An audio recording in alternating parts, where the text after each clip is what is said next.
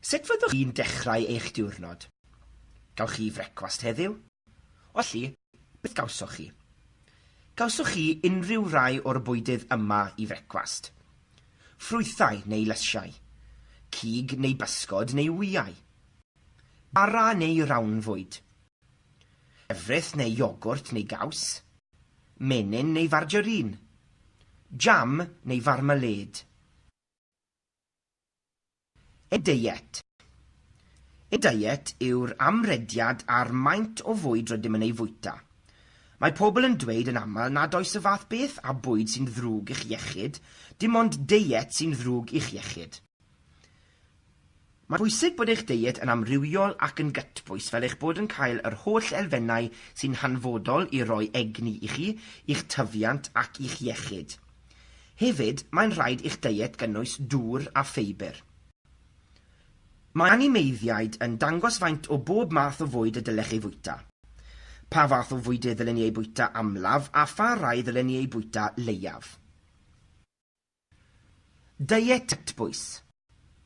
Mae diet cytbwys yn cynnwys carbohydradau sy'n hanfodol i roi egni i chi, proteiniau sy'n hanfodol ar gyfer tyfu ac ar gyfer trwsio'r corff, brasterau ac olewau, maent yn hanfodol ond i chi beidio â chael gormod mwyn cadw'r croen a'r gwallt yn iach, vitaminau a mwynau sy'n hanfodol fel bod y corff yn gallu gweithio'n iawn, ffeibr yn hanfodol ar gyfer systemau dreulio iach, dŵr yn hanfodol mwyn byw.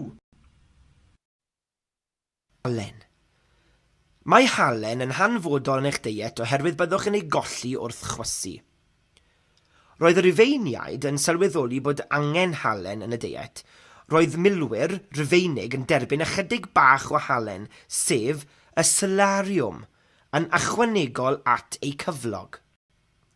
Ond mae gormod o halen yn ddrwg i chi a dylai diet iach gynnwys llai na 5 neu 6 gram o halen bob dydd. Gallwch ychwanegu perlysiau a speisiau at eich bwyd yn lle halen i wneud eich bwyd yn flasus. Gweithgaredd fitaminau a mwynau. Mae angen i chi fwyta ychydig bychan o fitaminau a mwynau drwy'r amser yn eich diet. Cliciwch ar yr eicon gwybodaeth i ganfod pam ein bod angen fitaminau a mwynau a sut mae'r corff yn ei defnyddio. Edrychwch ar y bwydydd ar sgrin nesaf. Mae dau'n cynnwys llawer o fitaminau A, mae dau'n cynnwys llawer o fitaminau E, mae dau'n cynnwys llawer o haearn ac mae dau'n cynnwys llawer o galsiwm. Ymatebwch y bwydydd gyda'r fitaminau a'r mwynau cywir. Cliciwch y botwm nesaf i fynd at y gweithgaredd.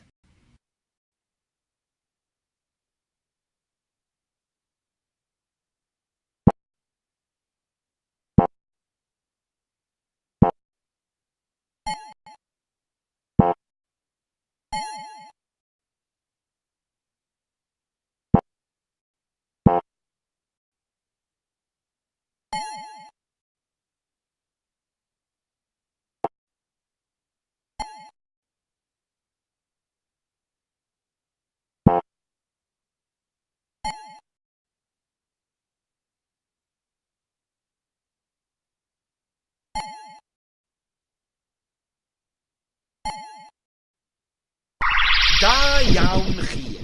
Rydych wedi cwblhau'r gweithgaredd. Cliciwch ar y botwm nesaf i barhau gyda'r parth yma neu cliciwch ar y botwm nôl i wneud y gweithgaredd eto. Ffeibr. Mae rai ffeithiau am ffeibr. Mae rai pobl yn ei alw'n fwyd garw. Dyna'r darn ffeibrog o ffrwythau, llysiau, grawnfwydydd, ffa a chorbus. Nid yw eich corff yn gallu ei amsugnio. Mae'n dargadw dŵr ac yn helpu bwyd i basio'r drwy'r colydd yn gyflymach. Mae pobl yn barnu bod diet sy'n cynnwys llawer o ffeibr yn gallu'ch diogelu rhag nifer o glefydau. Mae ychwanegu swmp i'r diet ac yn eich llenwi, felly rydych yn llai tebygol o fwytau byrbrydau melys neu frasterog.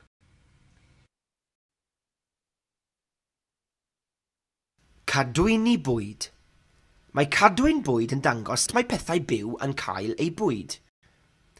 Mae cadwyn bwyd yn cychwyn gyda phlanhigyn, mae planhigyn yn gynhyrchydd. Mae cynhyrchydd yn darparu bwyd i sydd. Iechyd a diogelwch. Pan chi'n paratoi bwyd, mae'n rhaid i chi weithio'n llawn, defnyddio offer a chyfarpar yn ddiogel a dim ond ar ôl i chi gael eich hyfforddi. Mae paratoi bwyd yn rhywbeth i'w fwynhau yn fawr pan fyddwch yn dilyn rheolau syml mwyn aros yn iach a diogel. Materion cynaliadwy. Heddiw, mae'n rhaid i ni feddwl am ddatblygiad cynaliadwy a cheisio leihau ein ôl-troed byd eang. Pan fyddwch yn meddwl am fwyd, mae angen i chi ystyried o ble mae'r bwyd yn dod, sut mae'n ein cyrraedd a sut mae wedi'i bacio. Wrth dylunio a gwneud cynhyrchion bwyd, ceisio ddefnyddio bwyd ffres sydd wedi'i gynhyrchu'n lleol. Ydy eich ysgol yn ysgol eco neu'n ysgol masnach deg? Cofiwch, dydy'r materion i'w ystyried ddim yn syml bob amser. Mae prynu a bwyta ffrwythau neu lysiau wedi'i mewnforio yn sicrhau dyfodol sefydlog i ffermwyr yn Affrica yn aml iawn. Materion moesol, moesegol, diwylliannol a phersonol. Mae pobl yn hofysyddion ac yn bwyta amrywiaeth mawr o fwydydd ffres a bwydydd wedi'i coginio. Ond mae ein deiet unigol wedi benderfynu'n rhannol gan ein ethnigrwydd neu ddiwylliant, crefydd neu gredoau moesegol ac unrhyw alergeddau gennym. Ni fyddai llawer ohonych eisiau bwytau cig ceffyl neu larfau pryfed, ond, mewn rhai gwledydd, dyna mae pobl yn ei fwyta. Da iawn chi, rydych wedi cwblhau'r adran yma. Cliciwch ar y botwm nesaf i ddychwelyd at y brif ddiwslen, neu cliciwch ar y botwm nôl i wneud yr adran eto.